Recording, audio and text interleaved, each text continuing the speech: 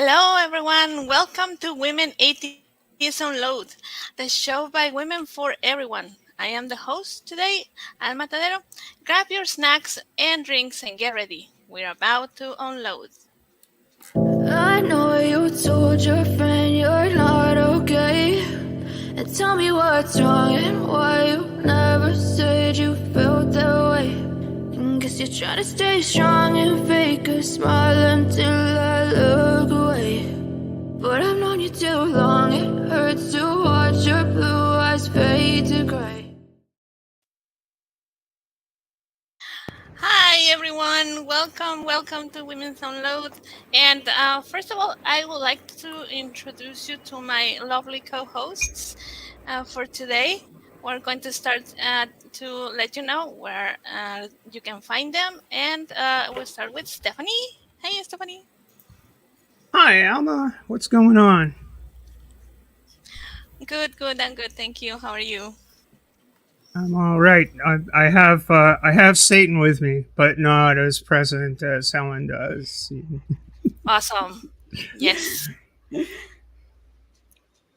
Hi, yeah, we're Helen. Hi.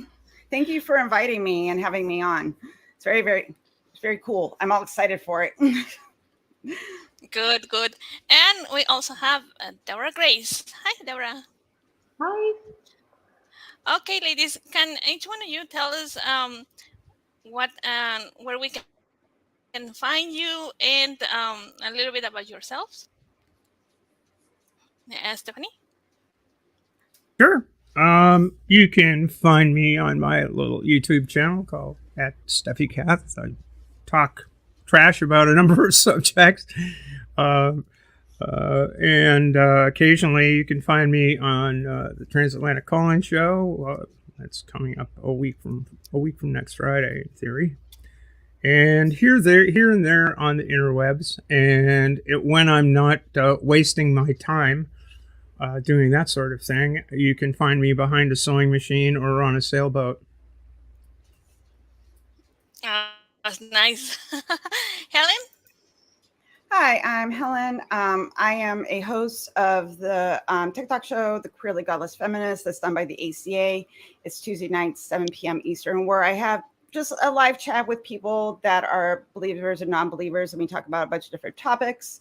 I'm also an ambassador for Recovering from Religion and co-host our weekly broadcast with our online programming director, Kara Griffin. That's every Monday evening. And I am also a co-host at the ACA's Nonprofits show. Nice. Deborah? Yeah. So my name is Deborah Grace. I'm author of Crucifying the Bible. I'll give Wes my link tree. I'm on all the socials, TikTok, Facebook, Twitter, Instagram.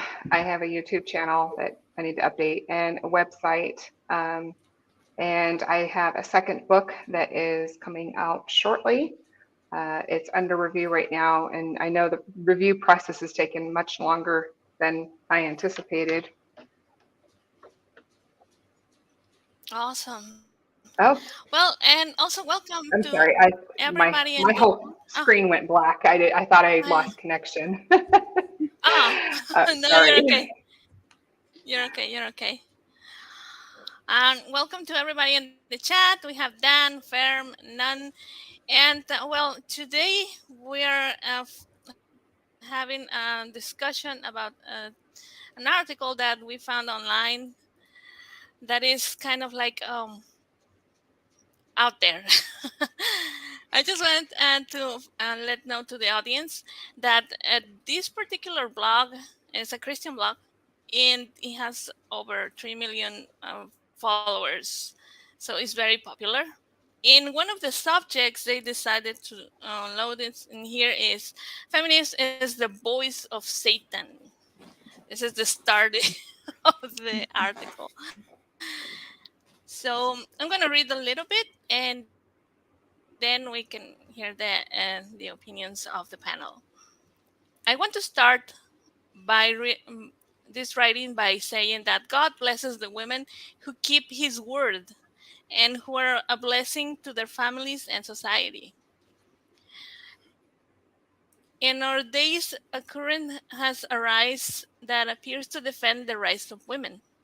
Secularity, it can be seen as the struggle of people who seek to have a better life, but nothing further from biblical standards that such an agenda.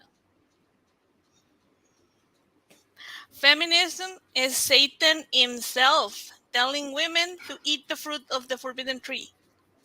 And we already know that the consequences of disobedience, misery, destruction, and death were to humanity. Everything seems to indicate that women are paying attention to such message, and it will not take long to see the results of paying attention to it. Okay, hold on. Okay, I just want to say something really fast. Okay. Just a reminder that God put the tree there. Right. And then said, don't eat from it. And then let basically the snake come in, and he's all knowing. So he knew this was going to happen. He just let it happen. So I'm kind of blaming God with this. It's kind of God's fault. Well, let me just go a little further on that, because he just got done with creation, right? Mm-hmm. The plants, it's all good. The stars and the lights in the sky, that's good. The waters dividing from the land, and that's good. And the animals, and that's good. Well, then where did this cunning serpent come from if all the animals were good? Got you there. Logic. Darn it, when those facts get in the way. I know, it's so terrible.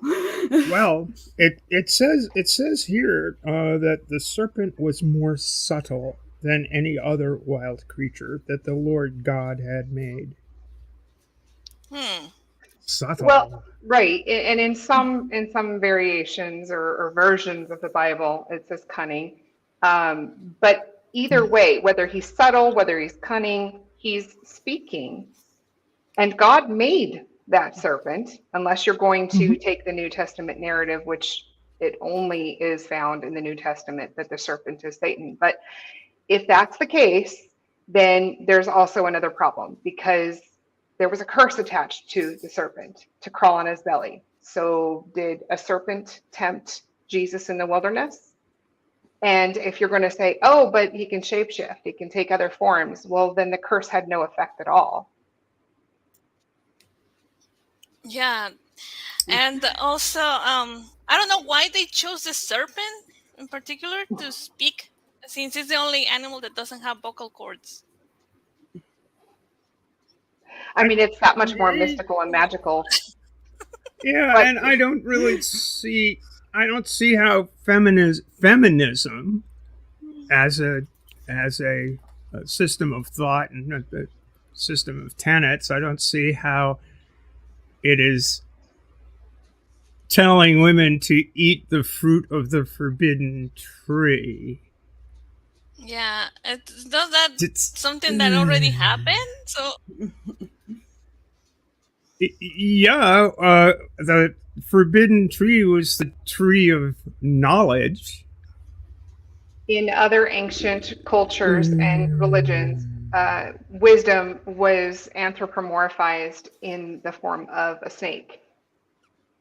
I mean, so just to pull from that, and many scholars believe that the Bible is an amalgamation of other older religions, and it just makes sense for them to slide a serpent in there when there's a forbidding of knowledge, which is weird, because if we're supposed to be perfect as God is perfect, and he has the knowledge of good and evil, because, you know, when Adam and Eve ate of it, he says, oh, they're just like us.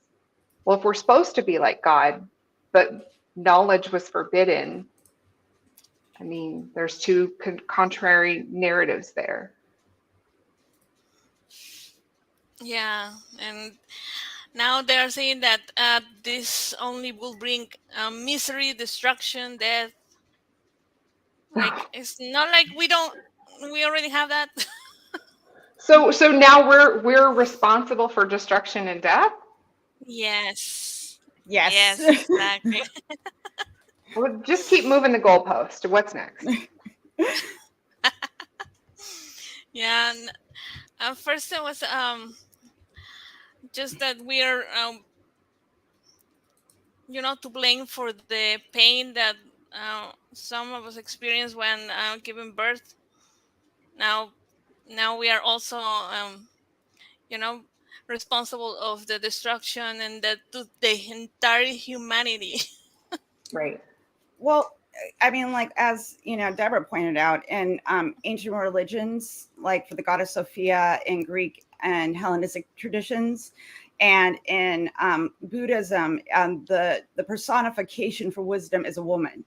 So, you know, and if you want to vilify, half the population, have Mhm. the first woman to do something bad and take the wisdom away from her, it's a punishment.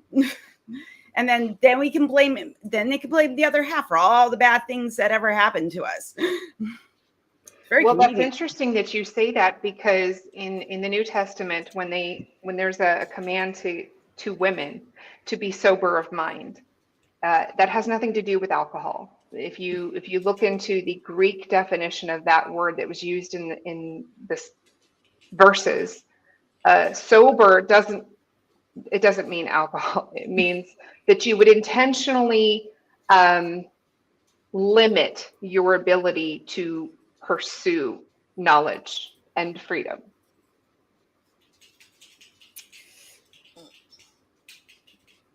It's gross. Yeah, It's so gross. It's always gross. yeah, Yeah, it is. that's my mantra right now. It's gross. I see all the time. I'm like, that's gross. Yeah. Yep, I'm nauseated. Fuck this article and fuck that guy. Let's I continue mean, with just this one paragraph. Okay, sorry. Go ahead. Go ahead, Stephanie. yeah, I what what doesn't come through in this article anywhere is that the person who wrote it has any notion as to what feminism is. Exactly. It's almost like he's he grasped the concept that feminism seeks to overthrow patriarchal notions of obedience and all of that sort of stuff, and the commandment to well the double phrase, you'll long for your husband and yet you'll be subservient to him. In that biblical, that's the key, and he focuses in on that without examining anything else, and it's very strange. And it's basically, well, you're not obeying God because you're not being obedient. Anyway. Yeah. Yeah, that's one of the points that they're trying to do. Um, oh, welcome to Look at the Trees in Armchair. Okay, and well, let's go to the next paragraph of this lovely article. uh, God designed the family with the specific roles which have allowed to develop the development of our society. But the devil in our days tells women to rebel. And with this, I am not saying that it's wrong for a woman to get ahead professionally at work or any question of success. But we have to understand that just like a man, each role has priorities. And if the roles established by God are not respected, we do not expect something good to come from here. Well, Okay. I don't hate women. I and want so them to be empowered, but they But should, be brood mares and pop out babies. Yeah, and obey your husbands. Oh, and bae. Oh, definitely, Steph. You gotta do that. okay. So I think it's funny that they're talking about specific roles. First, let me just say that cleaning and cooking are not gender specific. Those are called life skills. We should look at everything that we do, and if we're going to, like the Bible talks about, if we're going to use the gifts that we're given, right? We're born with special talents, or we develop special talents. And if we're going to use that model, then we should also look at the roles in the family. Some women are better at managing money. Some women are better at being the breadwinner, if you will. Some men like to be more domestic, if you will. But let's not assign a specific gender to these roles. Now, we understand biologically there are limitations to what we can do. Nobody is arguing that. What we are saying is, why should we be stuck and confined to the perimeters of our home in that respect, in that mindset? Why put a ceiling or a cap on what we're able to do? And why limit men to not having the accountability to take responsibility for their emotional trauma? We carry so much of that all the time in our relationships. Women are more compassionate, they carry the emotional load. Why should that be the case, that we're responsible for, obviously, for death and destruction, but also for the mitigation and regulation of all the emotions around us? Like, if you're going to have a tantrum, that's not on me to fix it. I'm not your court jester. And putting and assigning roles to women, as the Bible does, is toxic. Full stop. And the sign of God, I still have doubts about it, because if we go to the Old Testament, the sign of the family was a man, a woman, her sister, the maid of the other sister, and the slaves and everybody that he can get. So it's not like they have like a specific design, like, oh, no, just like they say, one man and one woman is not that at all. No. And they'll often point to nature, right? Well, nature shows us that the female lions raise the pride, and the male lions go off. But in a unit, you will usually find two female lions raising their cubs together, as though they were paired. Penguins do the same thing. They have found male penguins raising, two male penguins raising the chicks to adulthood. You can't look at nature and say it has just this one specific design, and that's not the case. That is absolutely not the case. Oh, and look at the seahorses. Right. Look at that. Well, like I have friends, like one of my friends makes very, very good money. So her husband stays home and raises their daughter. It's not a big deal. Yeah, there's nothing wrong with it. Yeah. Yeah. But to this guy, it would and be. Mexico, You know? Yeah. Yeah, in Latin America, and especially in Mexico, they have like even a derogatory term for a guy who helps his wife with anything at the house, or if he listens to her at any point. He's is is called mandilon. That is like an apron dude, which means that she is the one like controlling him, and he has no say in it. It's just a way to shame a guy, just because he was helping his wife, or because he was changing diapers or cooking or anything that he was. There are several derogatory terms in the English language that describe that situation as well. Some of them less polite than others. Yeah, my ex's father was born in one of the Caribbean islands, and he was yelled at by his sister for peeling his own hard-boiled eggs. What? Her internalized misogyny. Yeah, she was yelling at him for that. I'm like, wow. Oh my goodness. All right. Yeah. Oh boy. I remember to go to friends' houses when I was middle school, and the mom will say, "Come on, hurry up! What are you doing? You have to serve your brother his lunch. What do you think you're doing? Why are you just sitting around?" The brother was sitting around playing whatever, and my friends were the girls were the one who has to hurry up and prepare the table and serve and everything, because they were men, and they were not supposed to do that.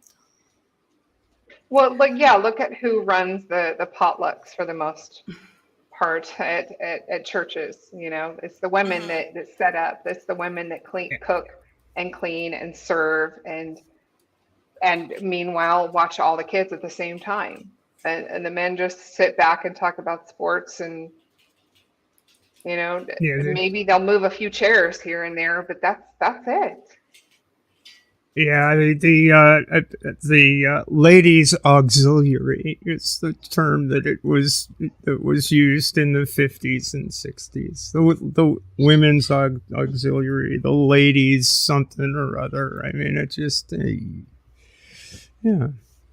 But anyway, I think that this guy would be perfectly happy for a woman to do all of these things, go earn the money, etc., and so forth. You take care of this stuff, as long as the man told her to. Well, let's not forget that it is a man who wrote this article. Yeah, well. Yes. No, really? I'm shocked. I know. I'm Well, shocked. Me and my husband were at lunch today, and I said, "This is what we're reviewing," and he's reading through the article, and he goes, "I wonder if a woman wrote this," and I go, "No, it's a man," and he goes, "There's women that support misogyny," and I'm like, "Yeah, I know." Internalized misogyny gets you. Yeah. So good. Well, before we continue, I wanted also to thank our patrons. And I want to say thank you, patrons, to Sidney Davis Jr., Eric Ozols, Rion, Deneen Murphy, Dandy, Michael Wiseman, Kathy Cotton, Cindy Plaza, Sunny Shell, Aaron Coalson, Phil Calderone, and Jamie West. Also, to say thank you to Pragmatic Crystal and Betsaida and AR, who are in the chat supporting us. Thank you so much. And well, let's continue with this train wreck of an article. Super fun. It sounds fun. Well, women are being prey to globalism. Oh, you skipped a I didn't paragraph. know that. Yeah. Oh, I'm sorry. Oh, yeah, this one. It's terrible, Deborah. She wants to get it over with. Yeah. You called me Deborah. Damn. I can never get away with anything. Okay. The violence that we are experiencing today, murder men and women, have been a political tool to fan the fire of gender ideology. To say all men are worse, to divide men and women and start a war where there wasn't. Oh, there wasn't. But the end is not equality. It should be noted that men and women must be equal before the law. But here, what is sought is control, political and economic. Wow. Huh? That was a whole lot of wow. First of all, violence is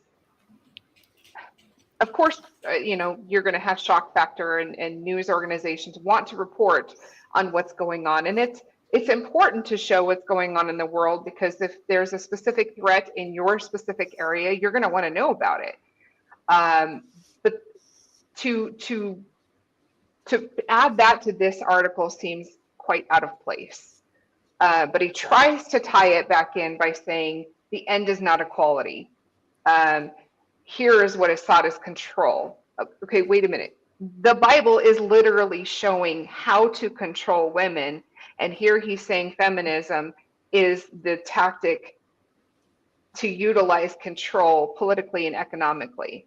No, what feminism is trying to free women from control. It's completely backwards. And I find it really, really ironic when the scriptures state that in the end times, good would be called evil and evil would be called good. And here is a perfect example of that. And also, part of that is also, it's kind of a twisted ideology, because he thinks women will do to men what men do to women. Which is, if that's what he's saying, because for a very, very, very, very, very long time, men have had all the power, and now that we're saying like, hey, we want to sit at the table, we don't want to be treated any differently, physical, characteristics aside, we're still all people and everybody deserves a seat at the table. And he's saying, nope, women want to be men and behave like men and take power away from us so they could be powerful. Yeah, they want to blow out our candle so that theirs burns brighter, and that's not really how it works. You can light somebody else's candle without diminishing your own. They don't seem to understand that concept.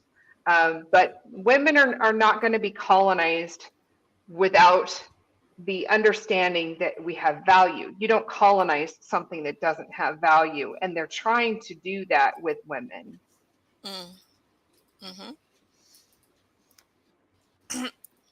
Perhaps equal medical care will be nice. Yeah. Yeah.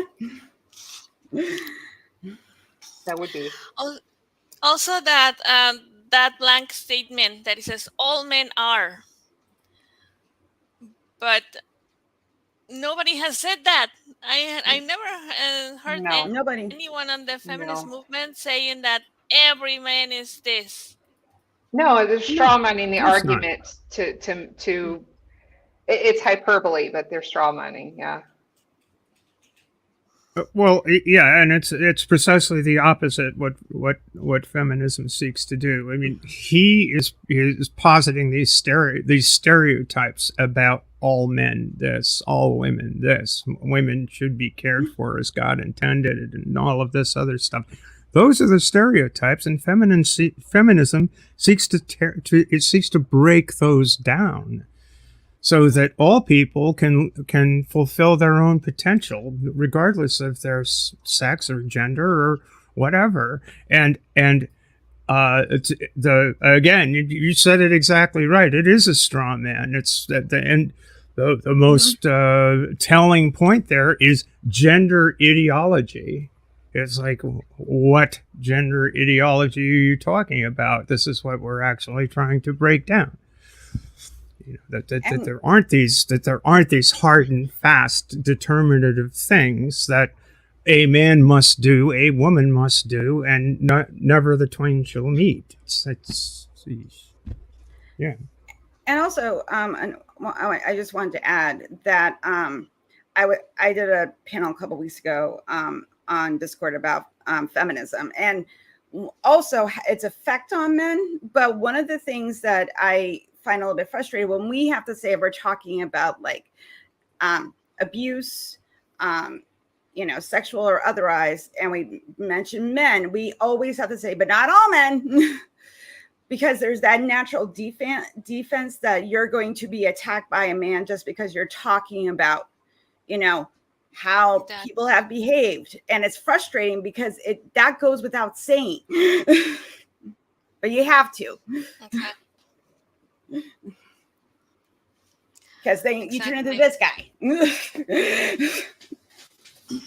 Yeah, Yeah, what I've been saying when somebody says that to me, says, "Oh, you're saying all men," and I will say, "I know that it's not all men. I just don't know which one." Right. Right. How would we know? How would we know? Yeah. Men So, get mad when they are seen or devalued, as they put it, to be nothing more than a paycheck, right? But they're the ones that mhm, want to be the checkbook. They want to be the breadwinner. They want the women to stay home. I'm talking colloquially about these very gender roles. traditional mindset men. Mhm. But they'll always turn it around and say, well, why are you treating me that way? Well, that's how you wanted to be seen. That's how you wanted to be Mm, valued, was how much you could bring home. And so you can't get mad when that's what you wanted and then you're treated that way.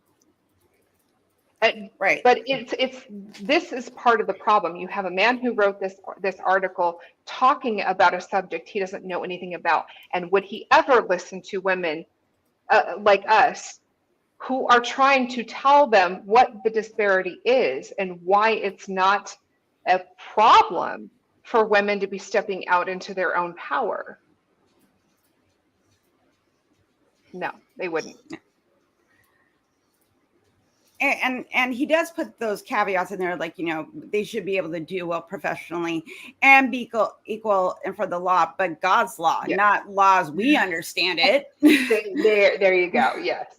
Yeah, so I know what he's doing. I see through his bullshit. Yeah, God's law does not show women as equal. They're not allowed to hold positions within the Levitical priesthood, for instance. They could be a judge like Deborah was, but that, I digress. You have the Proverbs 31 woman, right? I pointed that out to Lori Alexander and got blocked immediately. No. But what we don't see in reading that, and I used to read that every single week when I was Torah observant, read that chapter every single week, and I missed it over and over and over for 6 years. After deconverting, I went back and read it again and realized this Proverb 31 woman didn't do all of that by herself. She had handmaids. She had female slaves. Let's just call it like it is. She didn't do all that by herself. Oh, yeah, I just remember something that I was reading. I was looking for other articles to see how feminism has changed, women like owning property and stuff. And I don't know if this is factually correct, but I read one article that it says that in the US, women were not allowed to have bank accounts for a long Until time. 1979, I think. Yeah, Yeah. I was gonna say late 70s, I- which is mind-boggling when I learned that. Yep. That my mom couldn't have a credit card until like the late 70s. I'm like, Yeah. Yeah. Well, yeah, without a cosigner, without a male cosigner. Right. yeah, she was pushing 40. So, it's just so. No, she was 45 and 77. So yeah. So it's just wild to me. My mom was my age when she got a credit card. That is so Yeah. based on stupid things like we're irrational, and obviously we can't handle money because we can't do the math because we're dum-dums being a woman, according to them. Well, when we're talking about political and economic control, let's not forget that many of the right-wing elected officials are now going after no-fault divorce. Oh, Yeah. I think Yeah. that's Thank one you, of the Stephen points Crowder. Steven Crowder was so mad about that because I think he's getting divorced. I don't understand why. It seems so nice. Oh yeah, I was so shocked that he talked to his wife that way. Yeah. So shocked, clutching pearls and everything. His pregnant with twins wife. Honey, can I take the car? No, I might need it. Why do you not have two cars? I mean, Yeah. He has millions of dollars. Let her have a car. right. I don't understand. Yeah, this is not the 1700s. You know, let the woman have a car. Yeah. Just the frustration. Well, the frustration in there. Yes. Yeah. Well, let's keep reading that on. Just want to say hi to the chat, to the new ones joining. I'm in Faron Salas. Thank you so much. And oh yeah, the no fault divorce scares the shit out of the insecure people. Yeah, Mm-hmm. Yep. I can see that. Yeah. Yeah, tell me you have Okay. no game Now without telling let's me you have no see. game. Okay. Right. Yeah. Oh, I remember regarding that. I don't know if you guys have seen this woman, Pearly Things or something like that. Where she is saying that women just get a divorce for fun, for funsies, after they get a Oh, degree and the university or something. They just like, oh yeah, this is fun. Let's get divorced. okay. Okay. Yeah. That's why I got the divorce. I wanted to. That was the fun I was looking for. Yeah, it seems Wow. so fun. Oh yeah. Oh yeah. I wasn't traumatizing or upsetting and caused a lot of ruckus in my life that I didn't want. Yeah. To me that just screams I can't take personal responsibility for what I may have contributed to the failure of this marriage, so I'm just going to say it was just a long game for her. Yeah, she just decided out of the blue, without any warning, just let's get a divorce. And that was it. I mean, imagine being with someone just No. because you want to be with them because they're a good person and kind to you. You know, not because you have money That's a or wild concept.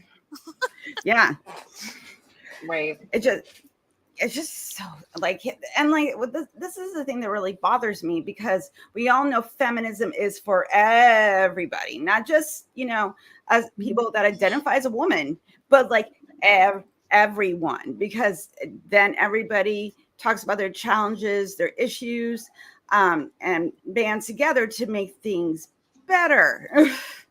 And for some reason, you know, especially this is how religion fucks up your brain, because then you start leaning into the ideas like, well, because I have a penis, I am better. And then we get like, you know, the umbrella protection and, you know, and everything has to be dominated. You know, people don't see their children as being intelligent little humans that have feelings and needs and wants they should be allowed to voice. And if a woman's being repressed by her husband, she learns that behavior, and then she hands it off to her children. Yeah. And it rolls and rolls and rolls, you know. And then we're spending all of our adulthood trying to look back on that and work through the trauma and get over it, you know, or learn to deal with it. Right. Yeah, exactly. Okay. Let's continue. Women are being prey to globalism, which seeks to exterminate the human race, subdue and bring to the feet of the Antichrist by ending liberties that nations that embrace the Protestant Reformation have created, bringing to equality based on biblical principles where the woman is cared for, supported, and valued, because this is what God wants. Wow, we want to end the human race. That is Right. news. Well, how do I destroy the human race but also subdue it at the exact same time? Doesn't the extermination just get rid of all that? Well, first, this makes no sense. First, you have to prove that globalism is trying to exterminate the human race, because that sounds like it's just a wild, unsubstantiated claim right there. And that globalism is going to bring the world to the feet of the Antichrist. Well, if you're exterminating the human race, then you have nothing to bring to the feet of the Antichrist. So that's weird. but ending liberties that nations have embraced. Like, Well, now you're talking out of both sides of your mouth. Do you want liberties for women, or do you want to control them? Because you can't have both. That's really weird. And then the Bible doesn't talk about women as being valued. If a woman has a male son, she's unclean for 40 days. If she has a female child, she's unclean for 80 days. There's a disparity there. Just because of what is between the legs of the child that is born, a woman is seen as unclean for one, but unclean for a completely separate amount of time in that respect. When men are suspected of having adulterous relationships, men are not given the bitter waters to see and to test whether they have committed adultery. No, it's just the women. There's a huge disparity going on in, does the Bible tell men anywhere that they are to obey their wives? No, that doesn't happen. Are they told to be silent in churches and only ask their wives questions at home? That doesn't happen either. There's this huge, the claim, this is word salad. That whole last paragraph was completely untrue. There's no basis on which to found any of those sentences. yeah, I think that the person who wrote this is trying to, oh, please don't get mad at me. And and at the same time, I'm going to tell you that you're wrong. Mm-hmm. I don't know. There's And mhm. there's also a fair little dollop of what what of coded language here. Mhm. Women are being prey to globalism. I don't know. Were you talking the Rothschilds, the Soros? You get the picture. There's a little bit of a It might be reptilians. We have to protect the women. yeah. It could be the reptilians. Yeah. Bring it to the feet of the Antichrist. It's just gewalt, and plus there's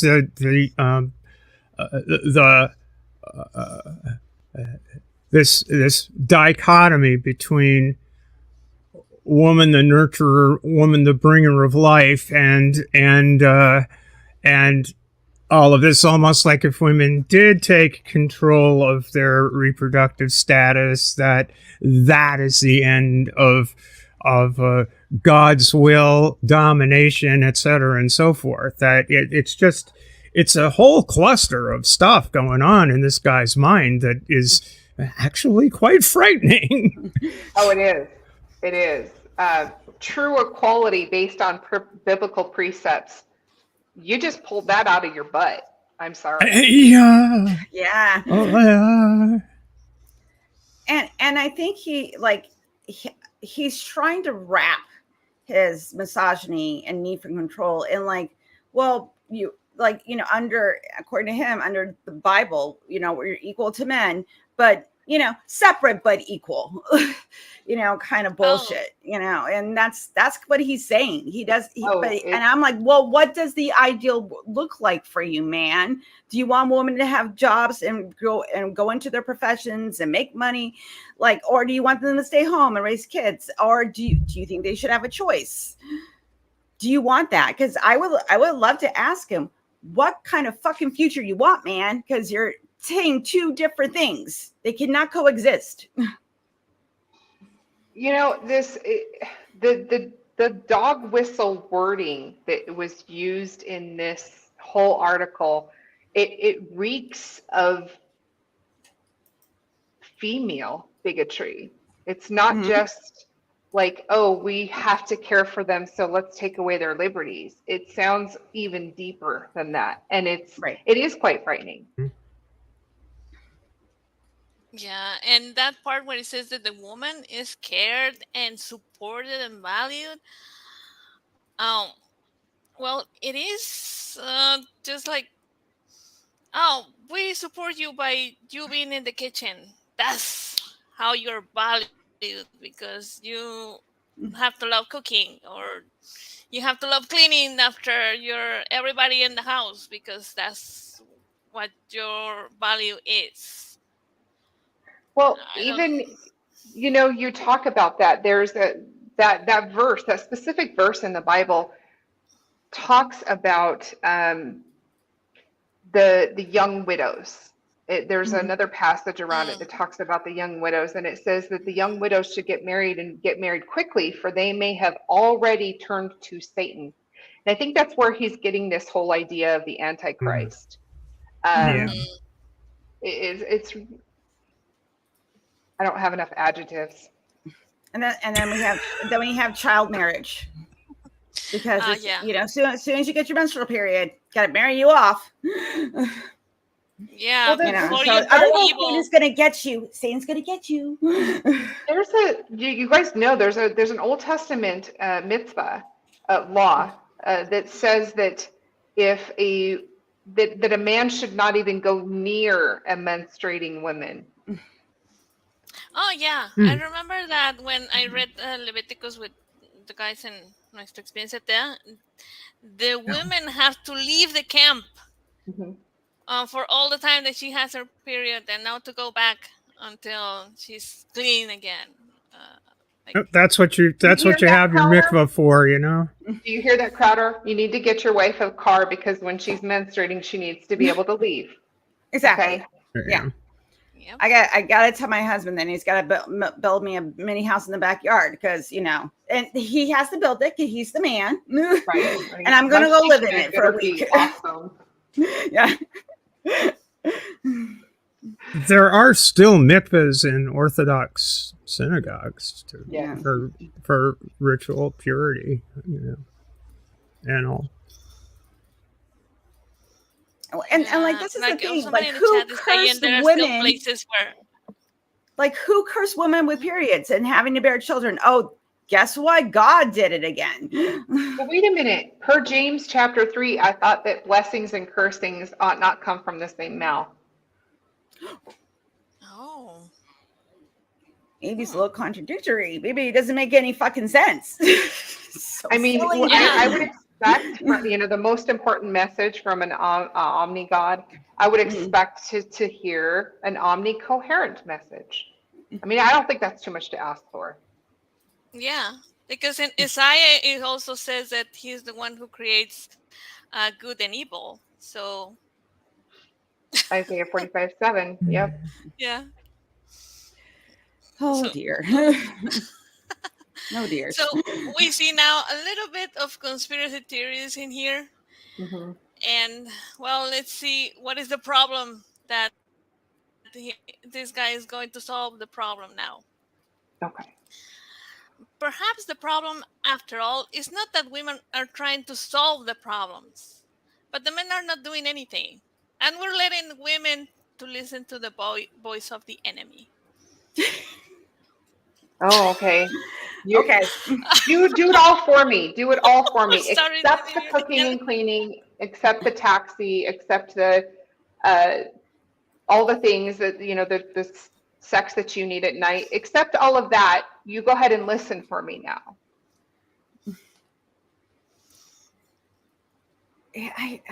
Oh, Jesus. It's like, no, I just. Yeah. You're right. Yeah. Oh my God. Like, this dude. Yeah, like that dude. said, the article sounds like a guy worried about losing his sex baby making homemade slave. Yeah. Yep. It sounds exactly Pretty like that. much, yeah. Yeah. Yeah. They have reduced women to being a domestic slave, and women don't get paid for it.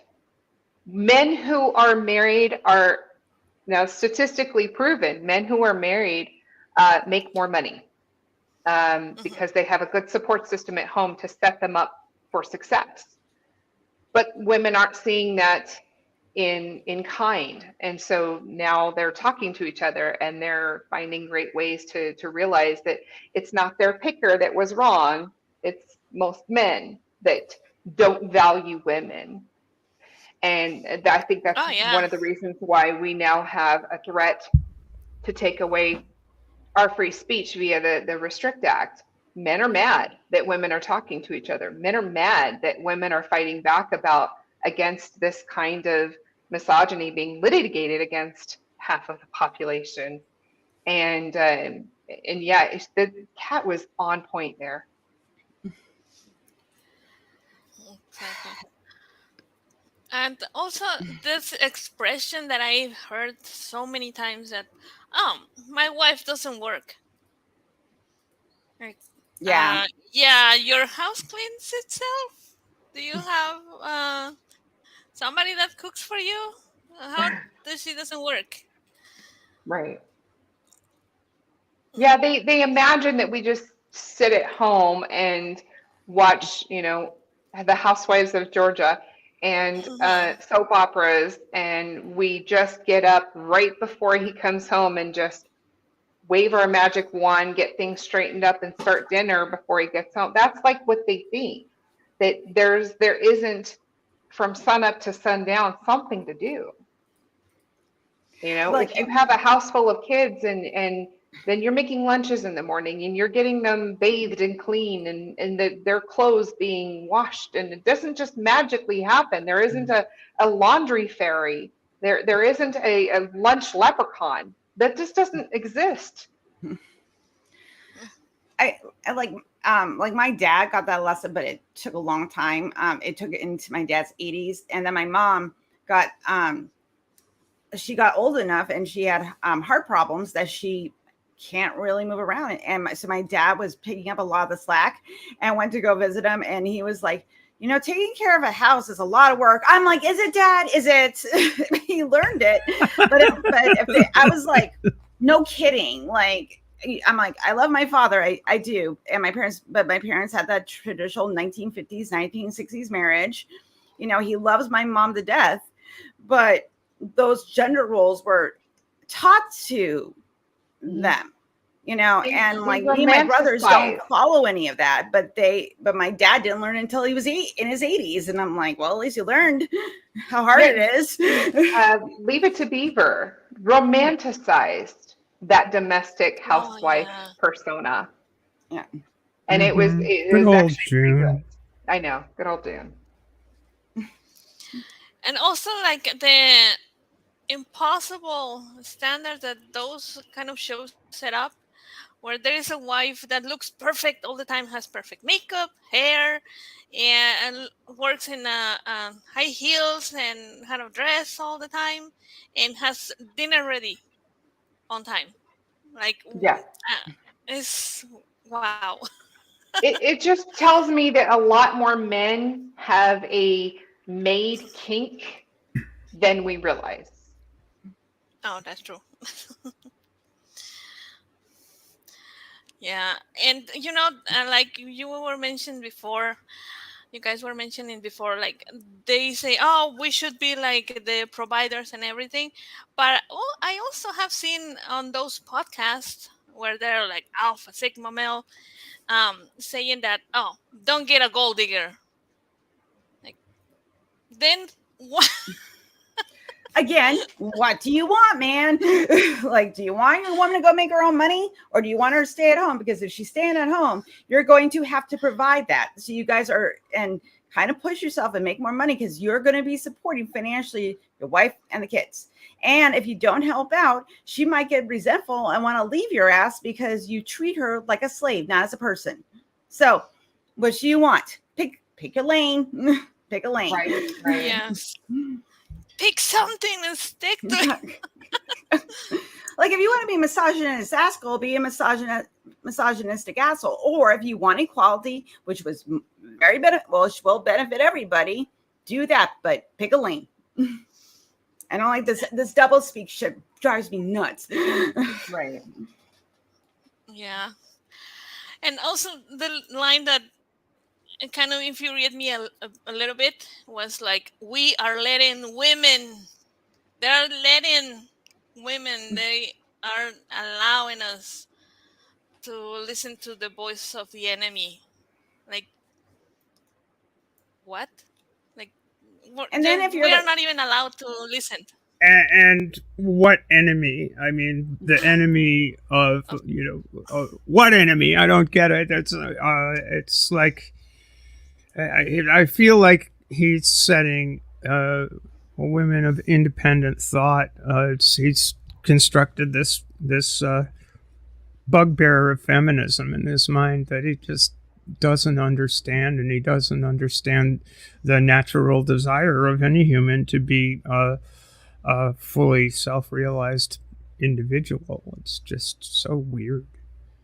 and for them, like, if you're gender nonconforming, they don't know what to do with that. Like, well, you were born a certain way. You were born a certain way, so that's your role. Like your sex defines the role you're supposed to have, and if that doesn't do it, what will? And that's why they panic. That's why they're freaking the shit out, because they want to conserve. They want to keep things the same, and we're over here going, nope, it's not working. It sucks. There's too much disparity between defranchised groups. People are not getting equal seats at the table. People are really struggling. And it's because you keep saying it's because we don't have biblical values, when really you're not letting the person come to the table that says, like, this needs to change. That's how we get better. And you got to be wearing the right uniform. Right. It's like, you've got to be. It's not just the roles. It's the appearance. It's the policing of proper attire, etc., and so forth. That's biblical, all right. Well, if we're going to go back, cloth has a gender. Just remember that your cloth has a gender. I'm sorry, Deborah, go ahead. Seriously, Jesus wore robes, so we're going to go back to that. If we're going to go back to that, then the men need to be, garbing up in robes as well. And forget those pants. Pants weren't allowed back then, so let's go. Oh, thank you so much, Farron Salas.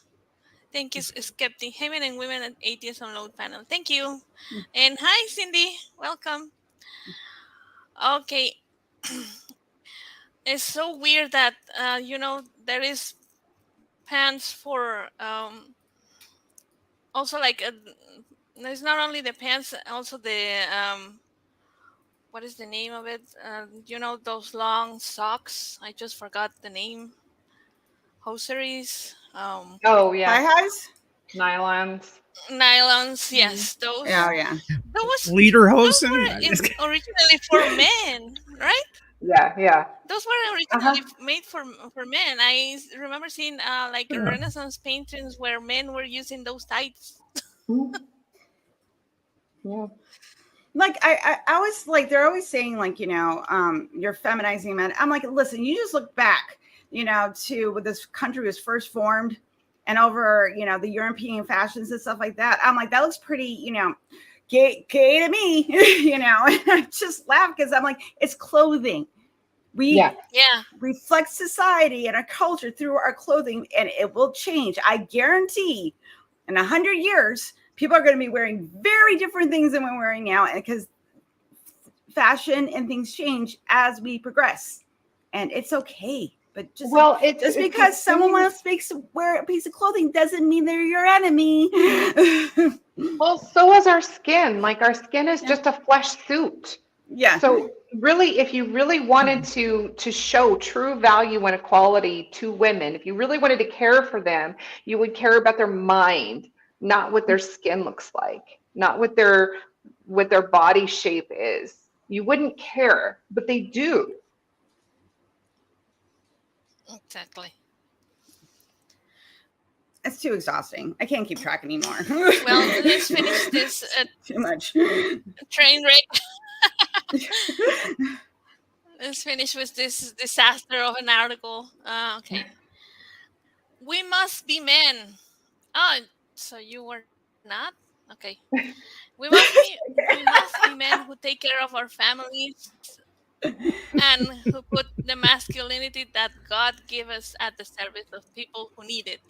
The gospel is the only thing that can rescue every man and woman from falling prey to the voice of the serpent. Men, we must go back to the gospel. Isn't God Author non-binary? Mike. Yeah. Does God have a gender? Like I think God's non-binary. Right. So Yeah. if we're going to go back to the gospel, then we're, let's look at what verse is this? Matthew 15, verses 21 through 28. Jesus called women dogs. So, I mean, if you're going to go back to the gospel, you're not treating, caring, supporting women. You're not. God ignored that woman. Yes, I know there are other examples of Jesus who, who is without sin cast the first stone. Okay. But why was it only the woman in the middle? Where was the man in that whole scenario? Did the man get called out? No, just the woman. Yep. When the story of the woman at the well, Jesus calls out her history. Well, name one time in the Gospels where Jesus calls out the history of a man. So it's only women who are responsible for all of the shit. And you want to act like you care via articles like this. You don't. Just say the quiet part out loud and let's move on. He's an old man yelling at a cloud. Like that's what he's doing, and he's hoping, it's going to penetrate, the zeitgeist, but we've heard all this shit before. You're not reinventing the wheel, man. You're just mad because things are changing and you want them to say, because I'm sure he's from, I'm just saying, just from this article, I don't think he's a very pleasant person to be around. And if he is married and his wife's kind of getting sick of it, he's probably like, well, I got to control her. I'm freaking the fuck out. Because we can't have change, that will be bad. Like, well, what happened to the church? Does that, maybe it won't be there anymore. I don't know, but it can't, but we just don't want it to get worse because it's like, we're moving forward. You cannot stop the wheels of progress, man. And when people behave like this and they have to put that stuff out in the world because they can't deal with the existential crisis that they're having. It just, it's so, because that sounds like he's going through an existential crisis. Yeah. He needs therapy. Let's not forget that this is coming from a man who believes that serpents can talk. And additionally, found in the Bible, you have things like teleportation and axe heads that swim and detached hands that write on the palace walls, and the sun and the moon stand still. Yeah. This isn't scientific. And shall I go on? There's a laundry list of sci-fi things that supposedly happen in this trees. Yeah, it talks a about man trees living inside of a fish. Right. You have trees that supposedly talk. Donkeys that talk. They're ants. I was going to say the same thing. I'm like, they're ants. Talking trees. Cockatrices. Unicorns, you name it. There's all kinds of things in the Bible that don't make sense if you're trying to take it literally. So stop trying to control women using your fables. Let's start there. But and then if they flip it around, because people like to cherry pick, and then they'll pick a bunch of things out of the Bible that show that it supports women, really, and then if you bring up any of the other verses that say like, oh no, I'm supposed to be quiet. I'll tell you what, if you're picking your cherries off a talking cherry tree, you might get in some trouble. Oh my goodness. Exactly. Deity and shrine shrubbery. You're either taking it out of context, it was a mistranslation, or you don't understand what they meant. We interpreted this way. I'm like, okay, what's the right interpretation then? Because nobody knows the mind of God, but you know exactly what he's saying. Okay. Yeah, Yeah, he's nobody knows what unknowable, God thinks. but you know him. Yeah. Okay. Yeah, nobody can know what God is thinking, but let me explain you exactly what he's thinking. Exactly. Yeah. It's got to be, Super. and it's got to be the God of the Reformation too. None of that Oh, the old. Protestant Reformation. Yeah. Yeah. None of It's that just Catholic shit, Stephanie. None of that. No Catholics. No Catholics. We don't want no Catholics, and we don't want no globalists. Right. Yeah, the we're a part of globalism, everybody. Yeah. We're the global elite. Yeah. Pat Robertson was right. Feminism will make you leave your husband, kill your children, practice witchcraft, and practice witchcraft. Right. That's how it happens. I so miss that fella. Jeez. The 700 quotes. What a shame. It's gone to his great reward. Whatever it would be. He's in heaven with Jerry Falwell, still complaining about the world. When believers expose their inner hatred for other lifestyles and for non-believers, quite frankly, they use fear to try to draw you back in, and of course they're going to follow the template. In the book of Jude, it talks about, some people you'll reach out to with compassion and some with fear. Okay, so you're following your tenets. But if you're using threats and coercion, which is exactly what John 3:16 is, and if heaven is filled with people like you, I don't want anything to do with it. I will choose the opposite if it exists, but you can't prove that it does. Exactly.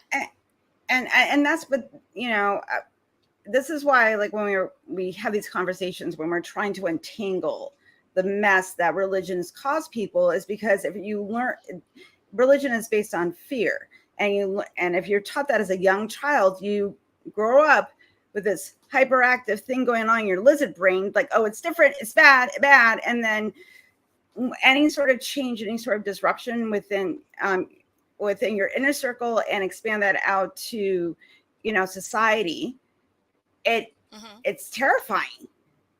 And that terror turns to hate. And I have to vilify something so I'll feel safe. There has to be an enemy. Right. But you also have to validate your belief system. So the strongest opposition, if you can get the strongest opposition to believe like you do, then you feel more validated. Right. And that's what they're trying to do. Right. Yeah, exactly. This is one of the things that I remember from the Jehovah's Witness, that they will tell you that everything that was outside of what they were telling you was from the devil. Because everything that makes you think different, everything that friends that are not from the religion, if you have acquaintances that are not from the religion, or any thinking that you do outside of what they are telling you, is from the devil, because they are trying to get you out of their way of thinking. So you have to fear that. You have to fear questioning. You have to fear everything that gets you out of the good way of the religion. So, and it seems to me that this whole thing, this article, this tract, is this fellow operating out of fear, a fear of a loss of a superior position, a loss of the telling phrase is the masculinity that we contribute to others. I mean, it feels to me like a 7-paragraph long clutch at his groin, because he's afraid that he's losing stuff, and and you're not, buddy. You're not. You're sitting there in a position of If you look at society, it's like how it's it. You're not in an inferior position here in any way, shape, or form, but you're afraid that you are. Well, see, men have a huge advantage in society, especially if they have a woman, because like I said before, they're not paid. And not having somebody who's capable of being the nanny, of being the shopper, the personal shopper, of being the housewife, the cleaner, of being the cook, of being the taxi, that is a huge advantage to a man. They have unpaid worker right there on hand 24/7, and to include sex, right? So the woman is the virtual sexual vending machine for men. If you have that and you feel like it's slipping away, you're going to fight tooth and nail to keep control over it. And like I said before, if women are continuing to talk to each other and build these circles that validate their understanding that, you know, they weren't psychotic, they really did see problematic, toxic behaviors coming from somebody who claims to love them. But why should this be a surprise? Because God does the same thing. Exactly. Exactly. I heard one time that if you think that you can leave your toxic relationship with your husband, then it's going to be easier also to leave your toxic relationship with God. So I guess that's one of the fears they have. I don't know. Well, Okay. I just wanted to say one more thing. I think it's really important that because not only are we talking, we're now lifting each other up. We're trying to leave behind, you know, the snotty, jealous bitch culture that was kind of ingrained in us by men. Yeah. Mm-hmm. Because you have nasty to schoolgirls. Yeah, nasty school. Now we're nope, you don't. And I'm like, women support other women now, and we support people that are marginalized. So you just have to do that, you know, and that scares them, because if we band together and say, I'm sick of your fucking bullshit, man, and I want, you know, just a little bit of equality, you know, they don't know what to do with that, and we're if it's just yourself, you're not a threat. But if you have an army, there's going to be a fight. Mm-hmm. Well, okay. So I think we have covered all of this article, and it will be a good time for final thoughts. What do you think, Stephanie? I think I've pretty much delivered everything I have to say about this article. I mean, I think it is really wonderful that that we are seeking to lift each other up, and we are seeking to move things forward in spite of a tremendous amount of pushback. I mean, there's all sorts of challenges on the legal front in the United States these days, in politics and a whole, and in our day-to-day lives. It hasn't changed.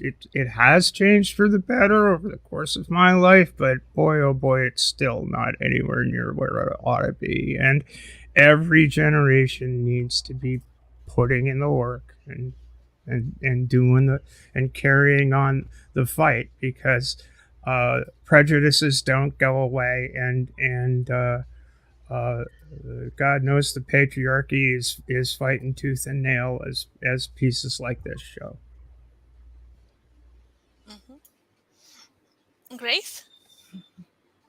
There's not much I can add to that. That was so well stated and very poignant. I'm so glad to see that we are lifting each other up. Just in the few years that it's been like 5 years now since I've deconstructed, but only a couple years, 2.5 years, maybe 3 in these circles. And once I realized, oh my gosh, there is a community out here, I've seen a change just in those few years of people, women lifting each other up. And we're supporting each other on such a grand scale now that it would be hard to put the genie back in the bottle. We are fierce. We were taught to be strong. We were taught to be, even from the 50s, we were taught to endure in the face of adversity. And from our four women, our foremothers who started this until today, there has been an immense amount of progress that's happened, but we have to be diligent. Stephanie said that, and we do. We have to keep going. We can't be silenced. That's awesome. Great. Helen? I echo both what Stephanie and Deborah said, and I'll say what I said at the beginning. Fuck this article and fuck that guy. And I'm done. Yeah, that's awesome. Thank you so much, Helen. Well, to everybody who was watching us and everybody on the chat, we appreciate your being here and appreciate your comments. Please like, subscribe, and comment on the video so we can be shared with more people. And don't forget to check out our other shows on Skeptic Haven, like Secular Soapbox on Wednesday, Thursdays, The Sunny Spot, Saturday, The Global Atheists, and Women Atheists UNLOAD, and Let's Talk on Sunday. And well, thank you so much for being here, and have a wonderful day. Bye-bye. I know you told your friend you're not okay, and tell me what's wrong and why you never said you felt that way. And guess you're trying to stay strong and fake a smile until I look away. But I've known you too long, it hurts to watch your blue eyes fade to gray as you fade away, as you fade away. Yeah, I'm about to fade away, 'cause every time I wake up I feel like it's Monday. Something's going wrong with all the chemicals.